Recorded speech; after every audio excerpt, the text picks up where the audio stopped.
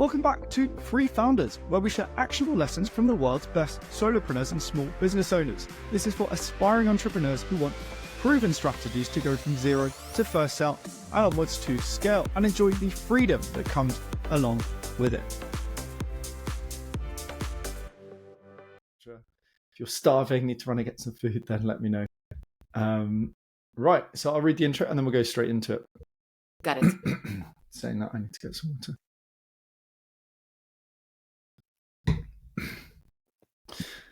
So welcome back to Free Founders, where we share actionable lessons from the world's best under-the-radar solopreneurs and small business owners. This is for aspiring entrepreneurs who want proven strategies to go from zero to first sale and onwards to scale. My guest today is Maja Voje. Hello, Maja. Hey there. How are you? Very well, yeah.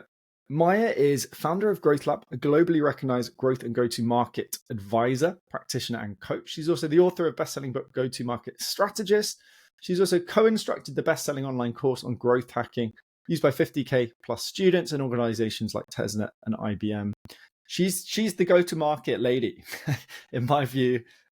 In this episode, expect to learn, one, how to think about go-to-market. Secondly, how Maja, watch and listen how Maja puts together a GTM strategy live for a product that I'll be working on and one she is currently working on.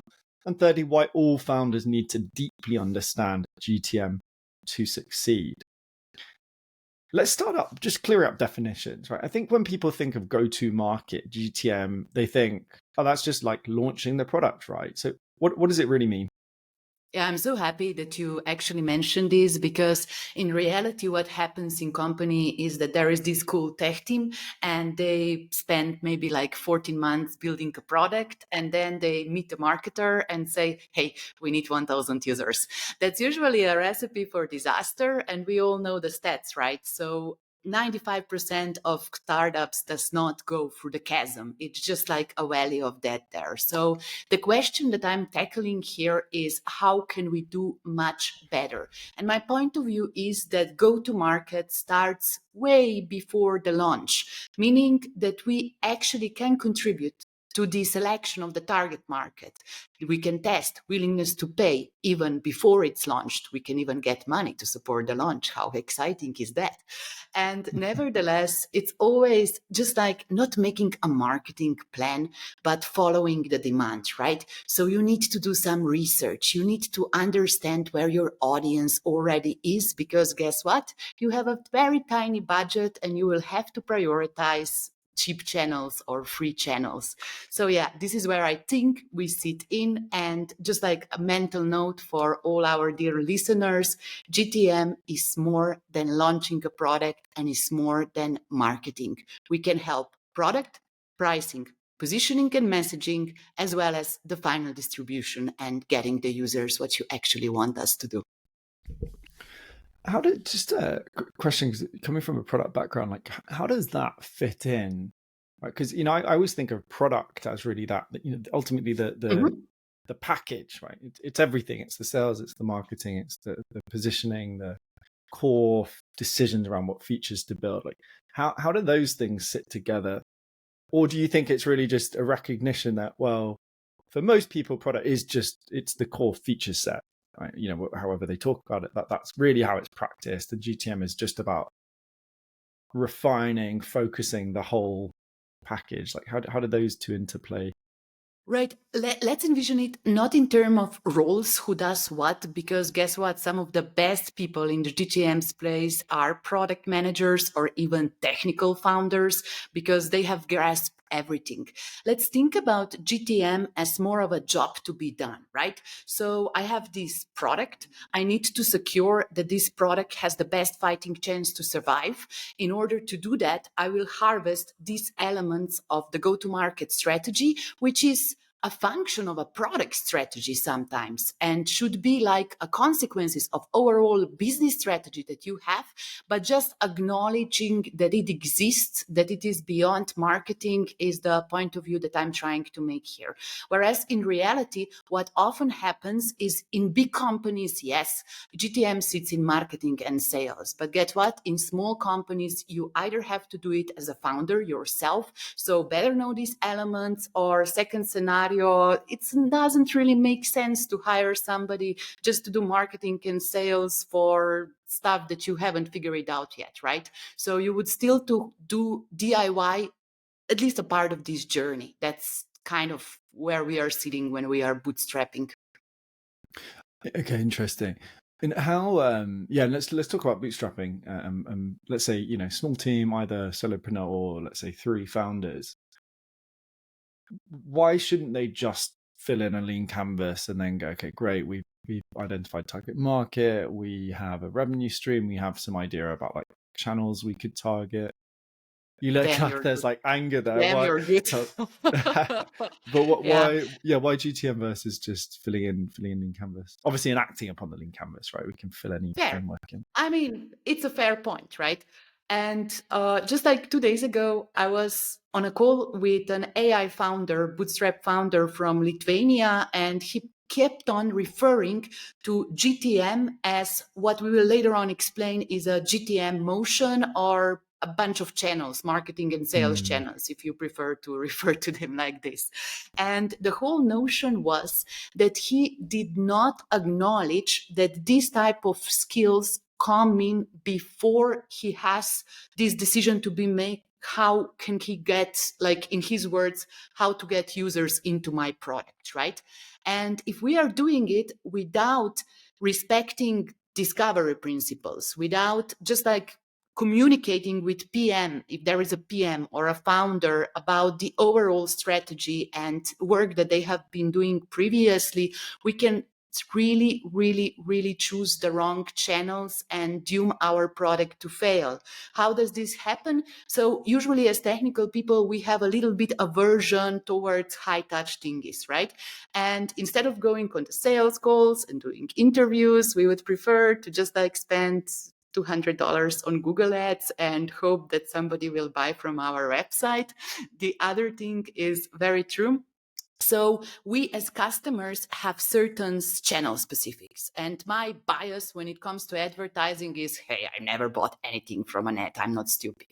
Yes, but I'm a marketer. So I'm literally brainwashed and I have ad blockers everywhere if I'm not taking screenshots of what my competitors are doing. And I shouldn't judge by myself, right? If you are selling to people who are just like middle-aged managers in supply chain, you will have to do events. You will have to just like publish in printed magazines sometimes. So to do this research, to do this type of work beforehand can secure that you have these best channels, best sets of channels that will secure your win. That's kind of a point that I'm trying to make here. Did it make sense? Yeah. So it's, well, let me see if it makes sense. So it seems to me it's like a philosophy translated to, let's say, a rapper, right? Something that is going around, whether it's again 3-person team or 500, right, around product and sales and marketing, and saying, reframing it, right, re-emphasize, well, what's really important. It's not that we're building features over here and we're trying to sell to these people over here. It's that everything needs to be driving towards the same goal, which I suppose is similar to product led, but I like the emphasis. I think it makes a huge amount of sense. No, totally. And just like as you brilliantly summarized this, there is just like an alternative point, which I think it's so important to address. GTM can add value before the launch. So we can either build wait list, we can have like those dummy doors when people already gave us money, even though we haven't launched yet, aka Kickstarter. And we can do a bunch of, let's say, interesting pricing research, right? So when we actually launch, we can make decisions with more confidence. This is what we are aiming for here. If you're enjoying this episode and want to get each shiny new episode straight to whatever platform you use to listen to your podcast, please subscribe using the subscribe button below.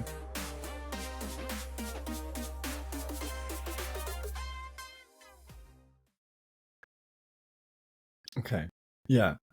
Nice. Yeah. So it's that really emphasizing early on. How does that tie in with? We'll come on to this sort of selfishly the sort of product I'm working on currently. Let's say, for example, okay, so I'm building a startup every month, every 4 weeks, in fact. So I've got a 4-week cycle that I'm currently on product 2. First startup made some money, 30 euros, which is great for a bootstrap SaaS. I'm currently on the second one. How should I think about GTM? Because I feel like this is startup number 6 or 7 for me. I've had 2 successful ones. So I feel like decent level of experience, right? So I have and I come from a product background. So naturally I'm inclined to go, I will do, really think about unique value proposition, try to really think about channels, pricing, how the core product itself can be different. So I feel like I'm thinking about these things as part of discovery in terms of looking at like, okay, well, here's the problem I'm trying to solve. What different solutions and what do those look like on a lean canvas, right? How does GTM tie in? How would you suggest I hone that and improve it using GTM principles and practices? Right. I had a brilliant conversation about this with Enzo Avigo. He's the founder of Junesso, and he has been working as a product manager in InDesign before, and a couple of other companies such as Zalando and N26. And he shared a brilliant story that I will recap. So he did this typical launch, right? Everything correct, product manager wise, then launching on Product Hunt, getting thousands of users that were very hyped about the product. The problem was when he introduced the paywall, because stuff that like the user base that he was generating before he introduced the paywall was not as like the target customer that was actually paying for it. So imagine he managed to attract a bunch of like super early stage startups and indie developers into his analytical product. And then when he said, hey guys, would you pay $300 a month for that? It was it did not happen, right? So he literally had to find for another product market fit, because here is my very strong point of view. I do think that willingness to pay, especially if you're bootstrapping, should be a part of product market fit. So, okay, for beta testing is okay to have just like somebody who checks the functionalities.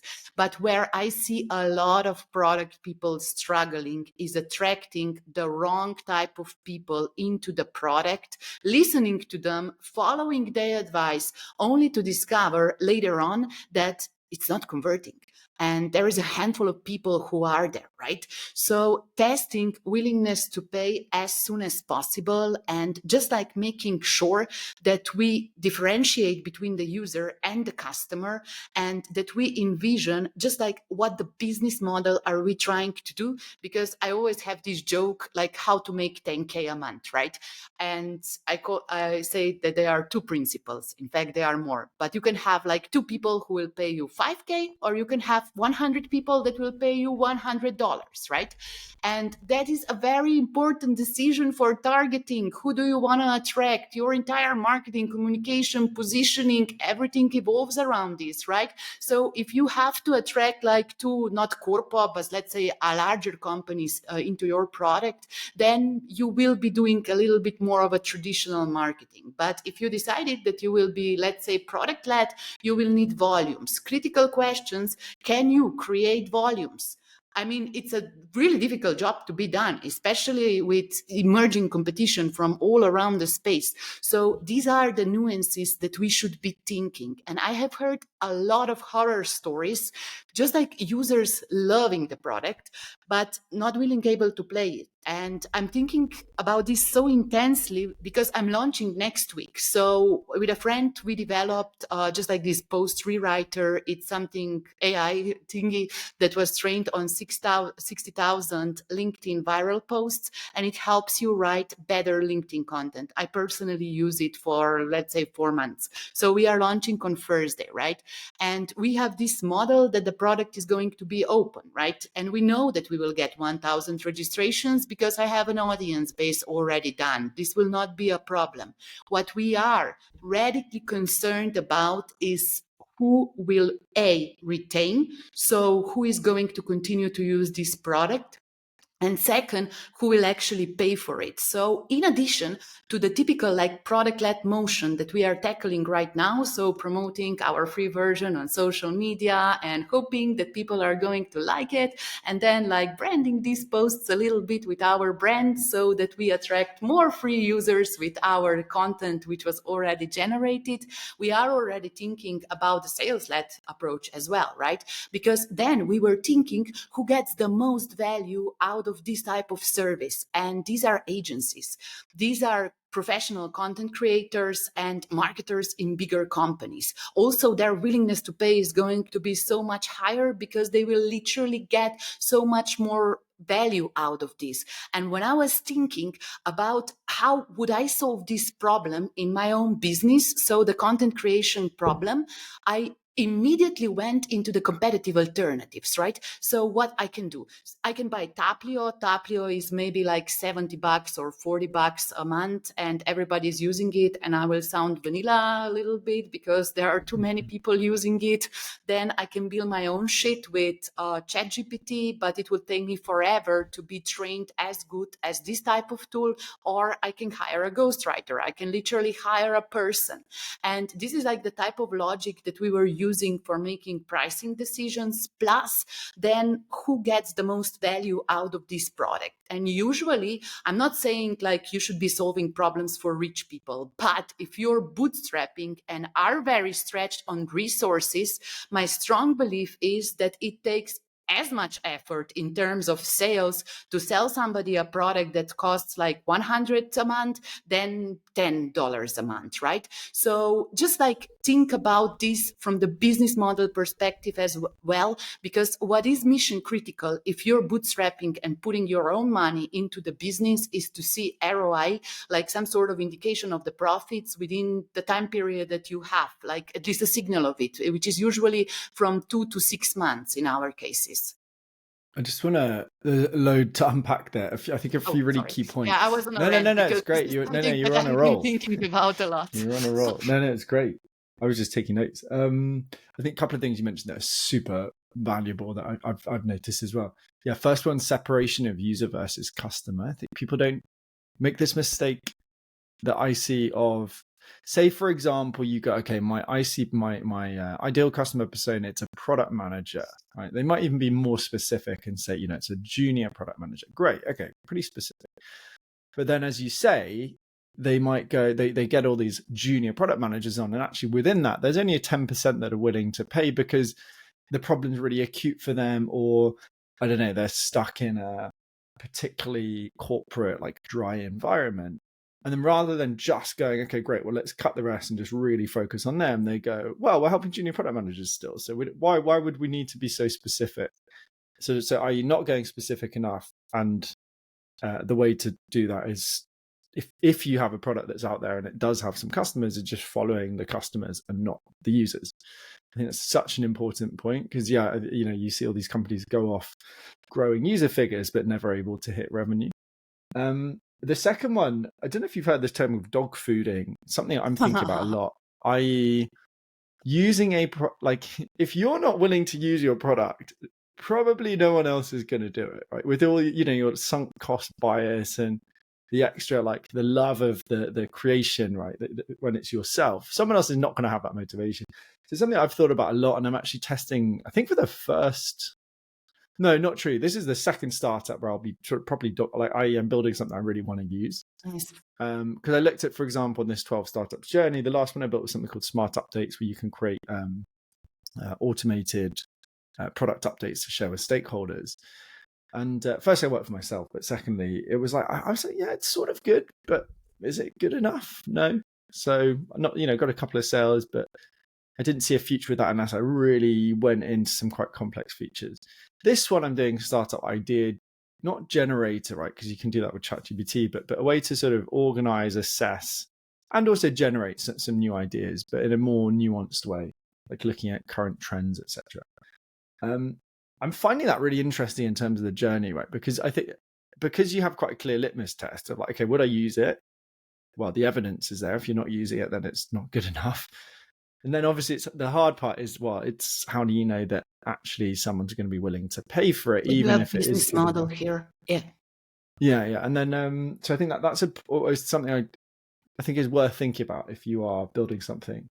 And then the final thing, I love the point around sales. Like I found this working on a high ticket product the last 5 years is, getting someone to hand £2,500, so what, €3,000, is not that difficult if the offer's really good and it's, it ticks all the boxes for them. You're in the right category, right? So a boot camp versus just a course that's like $10 in their mind. And I think that's spot on, right? That idea that cheaper equals better and equals more users is not, more customers is not as clear cut as the sort of the theory, let's say there. Firstly, do you think it's an accurate summary? And secondly, like any other sort of key tips that you would give? What are the other key things to think about, let's say, when it comes to GTM? I'm so happy that we had like this a little bit of a break for summarization because I was doing a little bit of a ranting before my own launch. So the second thing that we are very, very, very intensely thinking about is positioning. Coming back to just like what you said about the sales, and it resonated so like strongly in me because you always bump into this founder vision, right? And usually as founders, we want to help because this is our aspiration. We want to help as much people as possible. But it's also our responsibility as a founder to build a solid business, hopefully pay people that are working for you, right? That's a good thing to do. And nevertheless, to just like build something which is larger than you. And I am maybe addressing to the psychological profile of founders because usually we are so excited that we are almost impatient, right? And then we have a little bit of fear of missing out and shiny object syndromes. And, we are very vivid and dynamic thinkers. So it's really important to stick around and do the reps. A mini startup can never compete with a bigger engine based on efficiency. We all know this because we don't have the machinery and the money in order to ship as well as Amazon does, right? So that would be a very, very, very doomed battle. But we can compete on differentiation. And differentiation is all about selecting a niche with a burning pain point with sufficient willingness to pay. So not just, yes, I love it, but I actually pay for it. And just like our ability to approach it. And here we kind of get trapped into this, like not being able to focus narrow enough, right? Because nobody gets really personally excited if you said to them that your beachhead strategy is to serve 12 hospitals in the UK. This is not why you went to the business. You would like to help millions of people. You have this technology that could revolutionize life. But in order to survive and to generate, very importantly, case studies, traction, evidence that your product is really delivering value to then have a fighting chance in more demanding segments with more people, you need to start somewhere. And sometimes as a founder, I'm literally like hitting myself on the fingers and saying, nope, later, put this on the backlog. Like you don't have the resources to scatter right now across like 10 different ideas. You need to do one thing, you need to do it really well, and you should not get distracted. So focus is a very, very, very important thing to nurture as a person as well as in business. Because if you are facing just like this positioning message, okay, so we are the best LinkedIn generation tool for language teachers, for big corpos, for LinkedIn brothers who are trying to generate new followers, and then like for the sellers, who's going to believe me? I mean, one cannot serve all. We have to be convincing in a tinier niche that we choose first, even if it is a horizontal product. Even in future, it can help many more people. But you can find so great similarities when you are buying these products yourself. So you are searching for references. Okay, this is a cool tool for building online courses, right? And if I see there like as references only English language teachers, I'm literally and very justifiably worrying, is it for business people as well, or is it just like something that English language teacher use? It makes me super confused. And to convince me to buy this would take a lot of more time and effort, whereas for teachers, it's practically a no-brainer. I think this is the big advantage of coming in and basically being like, okay, let's have this lens of GTM, because coming back to the just Lean Canvas, just one business planning tool, but you use Lean Canvas a lot, huh? No, I mean I've taught it a lot recently, but okay. So you just use it as insert any business planning tool, yeah, right? It's very easy just to go like, okay, who's our target audience? Fill in 5 things. Exactly mistake. You said, we'll target all of these people, and I think there needs to be a way to, as you say, like emphasize focus. Or the same thing, I see a massive deficiency with Lean Canvas, but elsewhere as well with general road mapping, of not layering in strategy and saying, what is product strategy? In my mind, it is, okay, how do we enter let's say the castle is the market, right? How do we get in there? 1, differentiation. 2, how do we then start taking advantage of that breach, right? Dominate the market. That's usually probably double down on your differentiation. And 3, how do we defend? It's going to be some sort of way of tripling down on your current differentiation or adding in some extra value, right? So these sort of point is there are steps involved, and as you say, we can't do everything at once. And what are we going to start with? There needs to be, maybe this is you know better than me, but GTM, something like this to come in and go, okay, this is where we start thinking about focus, because we can fill in all these frameworks we want and add all the ideas we want, but we have to focus. And so how specifically would you suggest, let's say, a founder going about that? Let's say, they've got a business idea or they're just about to launch it. Like, how do you then bring in that, crack the whip, right? The discipline to go, no, we're not doing everything. We're going to do these 1, 2, 3 things. Henry, to be honest, I have to do it myself as well all the time, right? Because the business that we are in is very exciting. And sometimes like I write a Substack and then I get like a bunch of demands from random companies about possible collaborations. And I'm just like, this is not your target market. This is not what you committed to do in the next quarter. You should be laser focused in order to break even and to just like generate the critical mass, because you are competing against Goliaths here. And the worst thing that you can do is to spread to things. Such an important point there, because it particularly as solo founder or any small business, it is so easy to say, oh, we're going to focus on, no, you got it right. Most people are not focused, right? Not most companies are not focused. Then you've got the and I put myself in this bucket as well at the time. You go, okay, we're focused. We understand the importance of focus. But when suddenly there's money on the table and you're like, well, I'm not sure, we're in a recession. I'm not sure what's going to happen next month. Can I guarantee I'm going to get income? So you're going to take that money and not follow your ICP, right? I think easy in theory, hard in practice. Sorry, carry on. I was interrupting. Oh, no worries whatsoever. But yeah, I mean, it's realizing what are our resources, right? And you can have like business savings and you can invest in this yourself. And it's just like, okay, I'm willing to invest 30K into checking if I can get 1,000 users to this AI outreach generation tool that I have in mind. This is the money that I'm literally willing to lose here. This is something that will pay my team of developers, something that will like have a little bit of a marketing budget, and this is it. Like whatever happens, I'm okay with this, right? So that would be one way how to think about this, as kind of more of a zero-sum game. Sorry if I'm like too depressing here, but okay. In order to unlock the next round of money, I expect this evidence to happen. For example, we are just like testing a new product. So we launch like a little bit of a bootcamp and we are testing meta ads for that. So I will just like give 5K for meta advertising on table, no questions asked.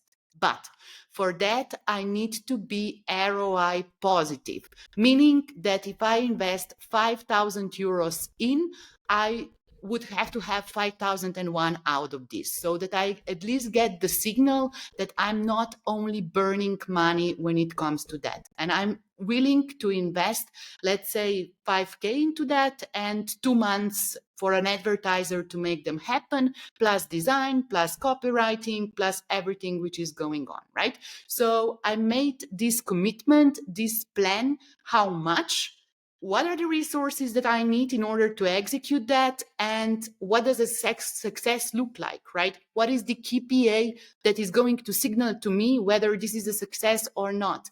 I understand that things take time, but they also take resources. So it's my decision as a business founder, how much resources can I invest into this, right? And when will I value the investment? And that the time to value should be reasonable. So for Meta, 1 or 2 months and 5K is pretty reasonable, but there are longer cycles as well. So that would be like first principles decision making. Then when it gets more tactical, and this is like when you have a clear vision, when you have a clear strategy, it's important to learn how to say no. And opportunities are here every day. And the bigger you get, the more luring opportunities are, quoting Alex Hormozy here, I think. But the thing is that just everything that you are doing elsewhere is jeopardizing your plan to devote these resources to, let's say, finding this product market fit or channel market fit that you are testing right now. And then you literally have to stop for a sec and ask yourself, am I diverting resources, bandwidth, time, or money from the thing that I have already decided is mission critical? And here there is another like psychological bias that we have as people pleasers and decent people. It's hard to say no to people as well as to money, right? So if you need money, I would prefer you to generate this like type of money that you need for your investment and then focus, because otherwise you will be doing stupid shit. You need some security and you need to make sure that you are okay with this type of thinking.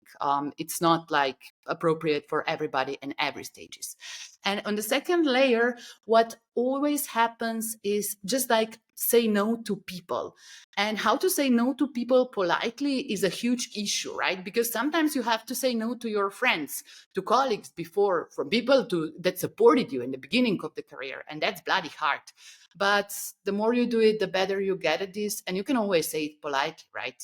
Please share your best practices as well. But I'm just like saying no meetings, no like workshops before I launch this product in the middle of September. This is mission critical for me right now. Please tolerate. I need to be focused. Then my pleasure. And if they follow up, that's great. If they don't, they were probably not serious in the first place. It's a good tactic, actually, because I think everyone struggles with saying no, and I've got quite good at it, I think. But I'll still, yeah. If I'm like this week, I'm on a feasibility sprint, so I'm literally just building and doing That's important. 2 podcast episodes, which is quite a nice step back, actually, right? But yeah, it's the small things that really creep up, and they're checking someone's CV or just catching up, this kind of thing. And I think. And LinkedIn statuses and inbound and emails. Yeah, exactly. And they're all easy distractions as well. But I like that, the putting the emphasis on them to follow up as well. Because otherwise, I have this thing, 5 things on my to-do list that every day are just getting pushed back of like check someone's CV or respond to, John or whatever. And actually it adds mental load, it's not just the time you're doing it, but it's the like, oh God, unfinished to-do list kind of feeling. I've noticed that with how are there any other specific, whilst we're on that topic, I think you said 14 years in entrepreneurship, any other like systems or habits that you find really help you become more effective with focusing? Yeah, I was thinking a lot about this because obviously, if you write a book, you need to put in a year of research and just like heavy intellectual work. It's very similar to product work, believe me. And Paul Graham, Maker Time and Manager Time is where I learned the most about time management. This just like made sense to me. So Plus, just your explain natural. that concept for anyone that hasn't Oh, yeah, heard of sure. it. If you are on meetings all the time, you're a manager. But if you're a builder, you will need to have longer slots, uninterrupted slots in order to make something great happen, because no great thing ever has been created in 15-minute slot between meeting. This is just like you content switching, going from one thing to another. You don't finish great work during these meetings. Yeah, absolutely. Yeah, so blocking out, I tend to do that, right? Block out at least pre 10 a.m. So I'll start very early, but Yeah. by 10, and then try and also get outside to get some like nature or surf or gym or something, just to zoom out and then do like another block in the afternoon. That Interesting. plus following your biorhythm.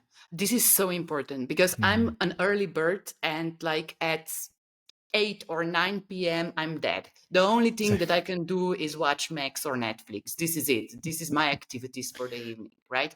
So I have to do it in the morning. And for me, like meetings are the worst. And I'm not complaining. Like, obviously, I respect my clients and clients first, and they will always be a priority. But we also did like prioritization of communication channels. So if you need something badly, it's WhatsApp. Like on WhatsApp, you can ping me whenever you want. This is like firefighting channel, not like you sending me your LinkedIn status to engage, right? So as long as we respect just like this hierarchy of communication channels with my clients and with my team, I'm fine. The second thing, like because of my biorhythm, extremely morning person, is that I will have to do deep work in the morning. On the afternoon, I can still do meetings. I mean, it's not like me like at noon falling down, Yeah. but I won't be as sharp as in anymore. This is my observation, at least. Yeah, I agree with that. It's quite similar.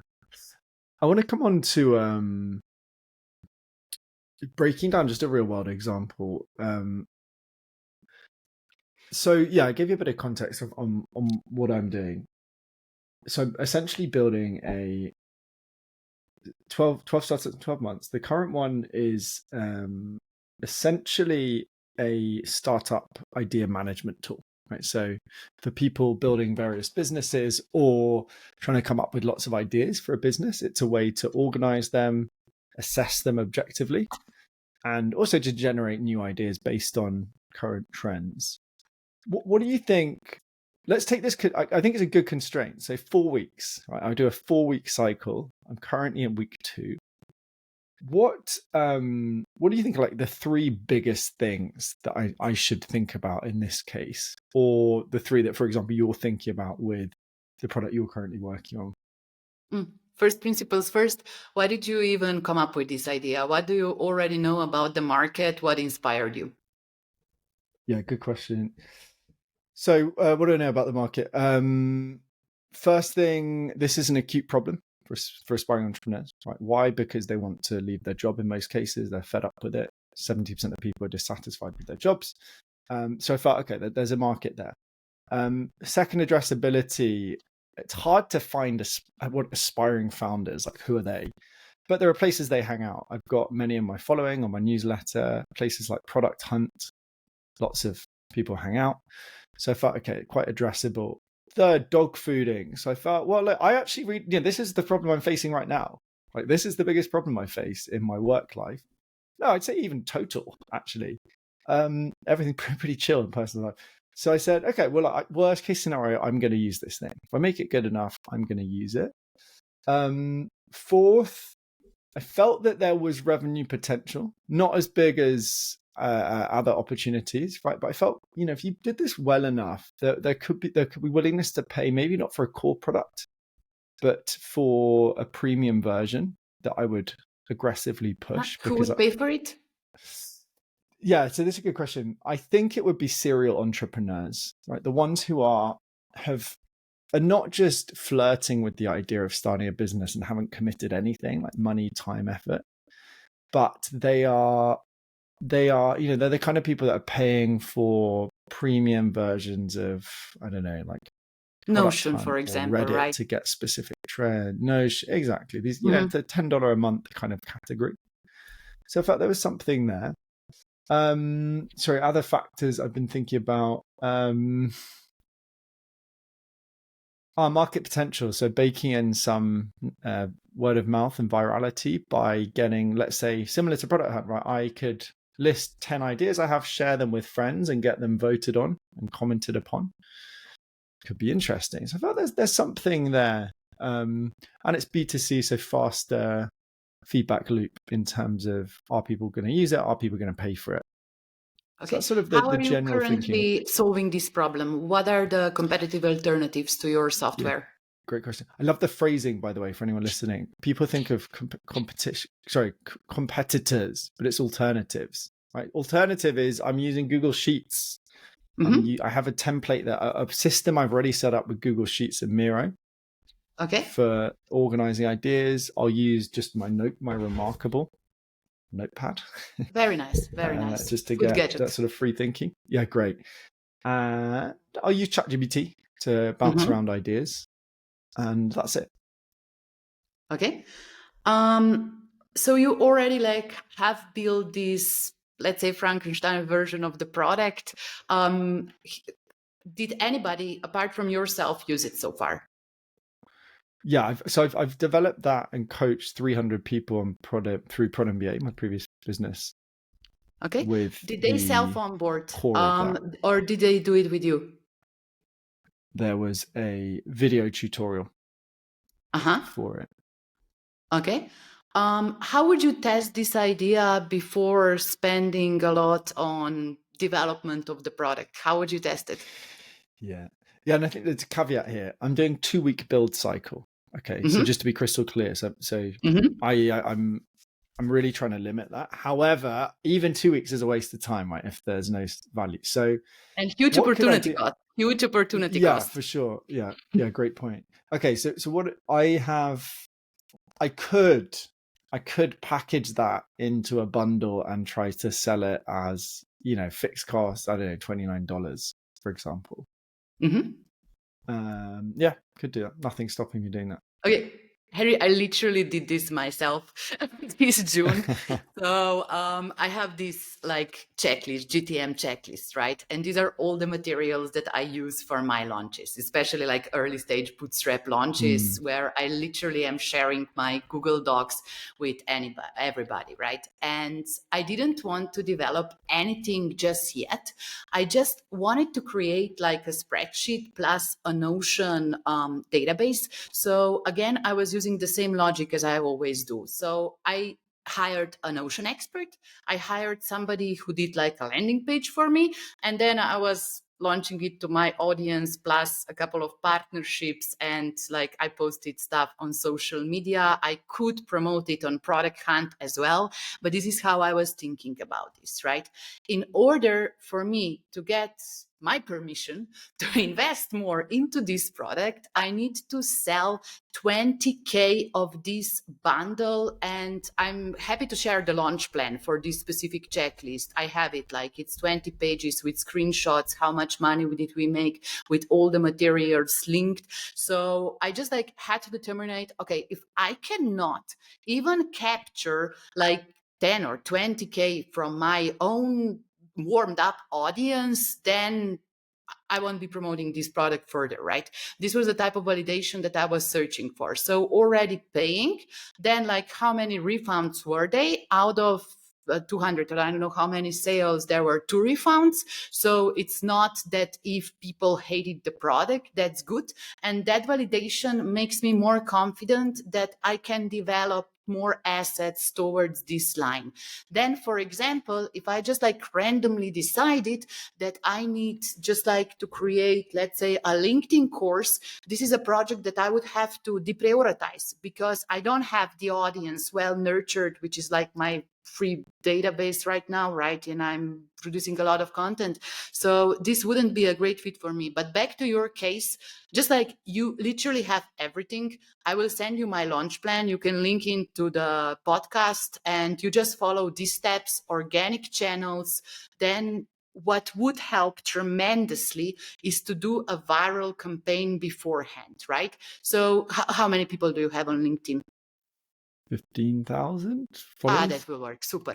Okay, so just like scroll your document and tell them to comment startup ideas in order to access the database. Maybe you can just like share a sample or something like that. And I bet that you will get like 500 or even 1,000 comments.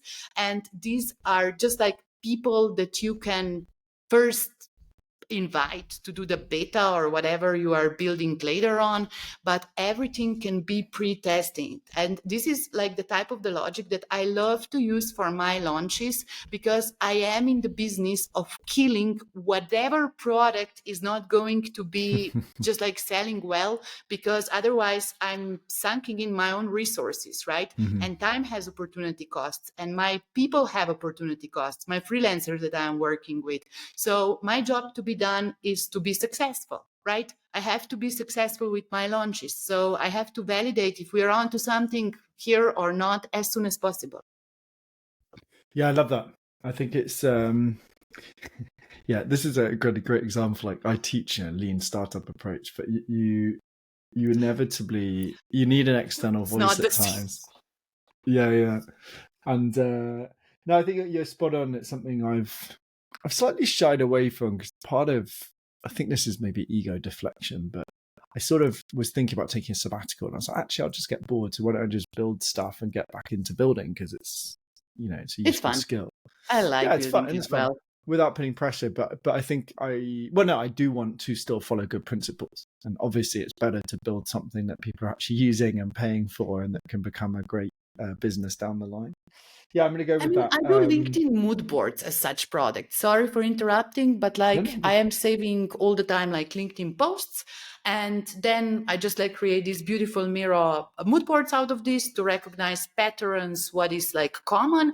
And I do it for my own personal development, for me to get better in content creation. Then I share it with public as a byproduct of my work, practically, just design a little bit nicer than version 1 and see what sticks, right? So it's all about these iteration cycles, because people can get like supremely fatal when it comes to thinking about product market fit. It's not like hit it or miss it. It's like literally 5 or 7 iterations of doing all the work that we are talking about here before you finally nail this. And for me, I would personally say that it took me like 6 months after the book launch to really find the product market fit, even though the book was immediate bestseller. But to construct an intelligent business out of this was a different animal, right? So, yeah. You cannot beat the time. You can only do stuff, launch frequently, and learn a lot. Okay, so there's 2 principles there. So you talked about obviously how to apply, what's the principle of test willingness to pay quickly. So in my case, I can package all of that, what I've already got. Today, you can do it today. Screenshot or scrolling of your database, comments, ideas, startup ideas, if you want. Yeah, it will literally take 5 minutes. But yeah, so test willingness to pay that way. Second thing you mentioned there, really important point, right, is you're not going to get product market fit straight away. So just committing to a certain number of iterations. You mentioned these 2 principles. We've got test willingness to sell very quickly, which I will do, by the way.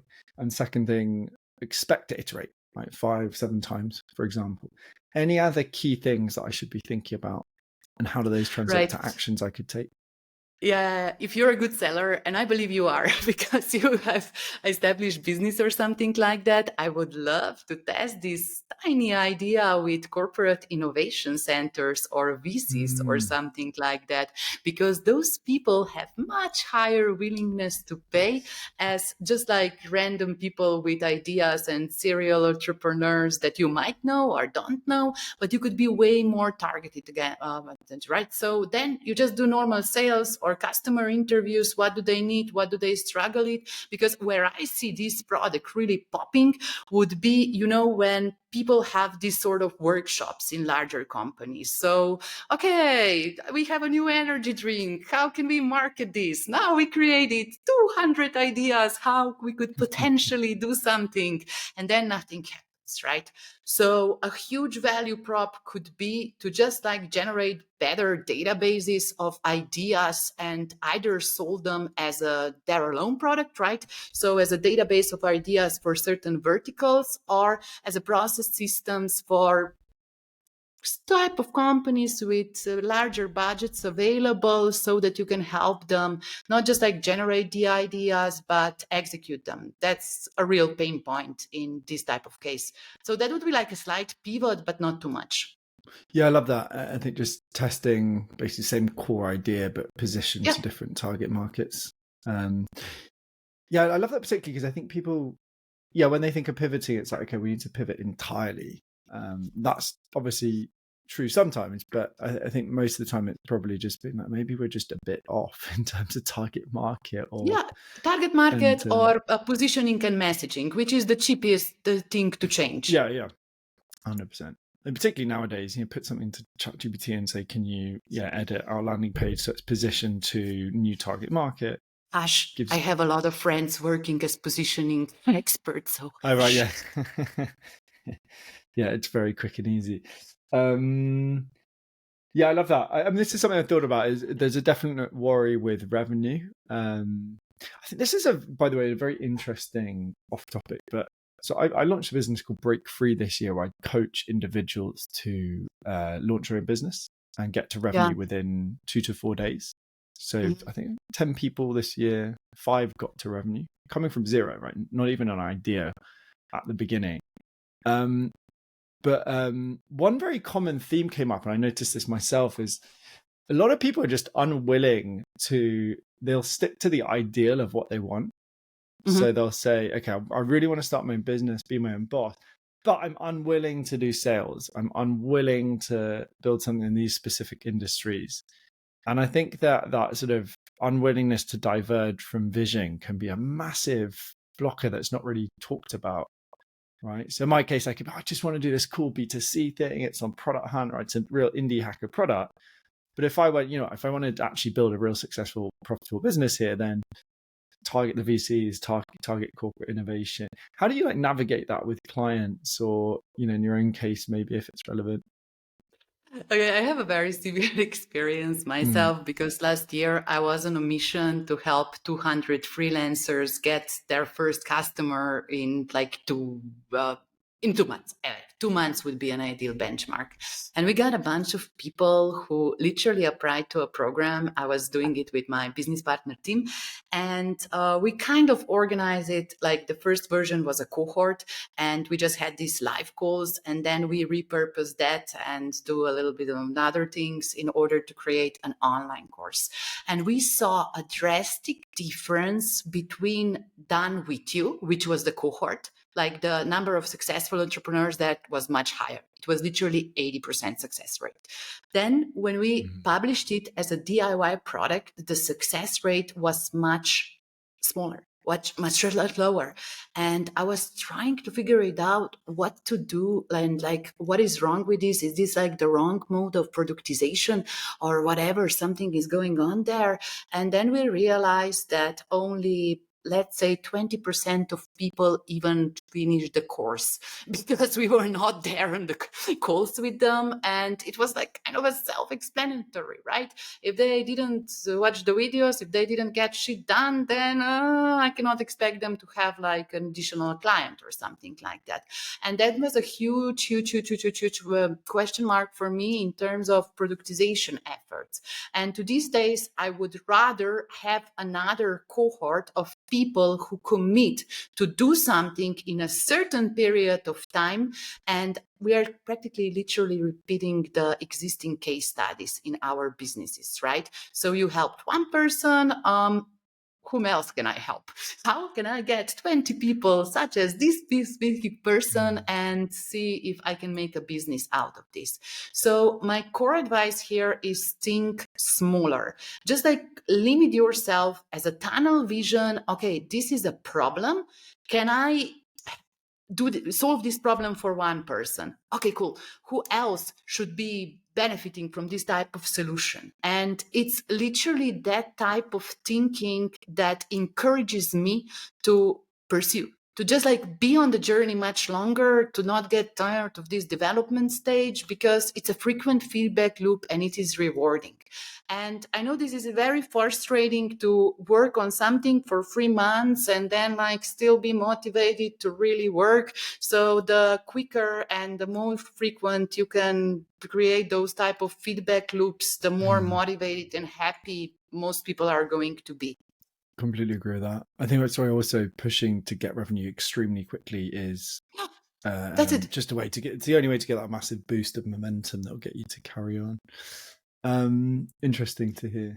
It's also, sorry, the other factor I didn't mention with my ideas I always have is, am I excited about it?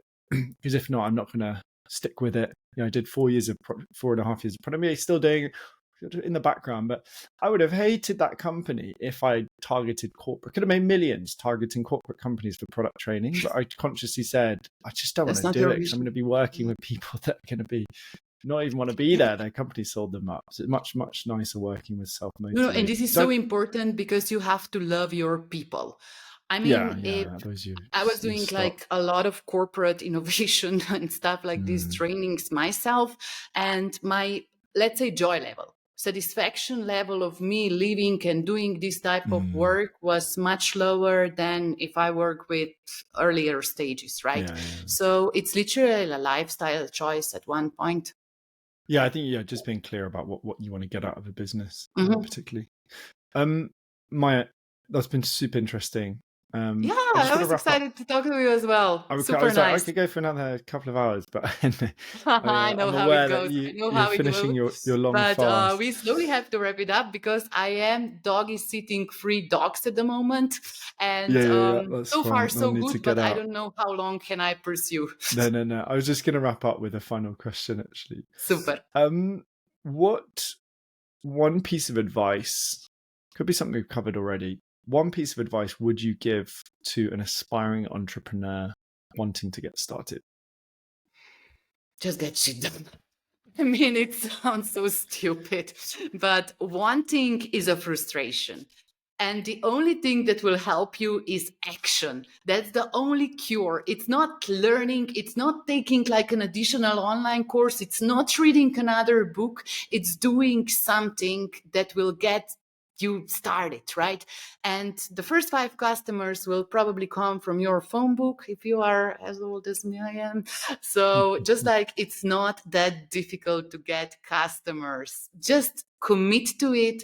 Spend maybe 10 hours. Just make sure that you have enough hours per week to structurally work on your business idea and say to yourself, by the end of Q4 or by the end of November, I want to see this and this and these results. I will commit this and that and much time or like money for contractors or something like into this.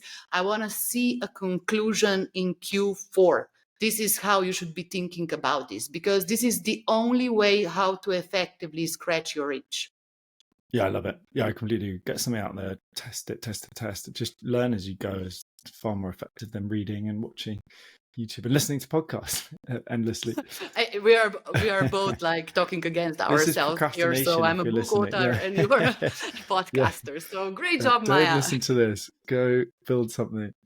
Final thing, I'm going to link through, for anyone listening, a couple of the resources Maya's mentioned. There's a Miro board, your book as well, but anywhere specifically people can find you, follow you. I've been on your Substack. It's awesome, by the way. So I really recommend anyone. Appreciate you. Really interesting. Where should people find you, follow you? Yeah, so LinkedIn is probably the easiest. If you like the stuff that you see on LinkedIn, if it is aligned with your way of thinking, then I spent approximately 10 or 15 hours a week writing weekly Substack, where I dive deeper into certain areas that I got very curious about this week. So that's kind of thinking with me in public, right? This is just like a channel that I use for my own self-growth and self-development. So yeah, if your LinkedIn stuff resonates with you, we can dive deeper on Substack. And every now and then I launch a product, but you will learn about this if I convince you on LinkedIn to join the Substack. I don't want to be upfront about this. Awesome. Thanks so much, Maja. That was really enjoyable. And yeah, I'm going to be putting these 3 things into practice this week or very early next week at the latest. So thanks for that. Thank you so much, and good luck to all the builders, to all the entrepreneurs in your network. Thank you for listening to another episode of Free Founders. If you enjoyed this episode and want to get each shiny new episode straight to whatever platform you use to listen to your podcast, please subscribe using the subscribe button below. If you're feeling generous, why not share with a friend?